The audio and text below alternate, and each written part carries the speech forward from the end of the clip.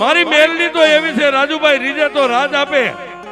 અને જો કોઈને પોતાનું ઘમંડની માલમાં એવો હમ આવી જાય કે આ મેલડીએ નહીં મેં કર્યું છે, તો પછી મારી મેલડી કે સાંભળ, હાથમાં વાટીકો લઈ ભીખનો મગાવું મને મેલડીને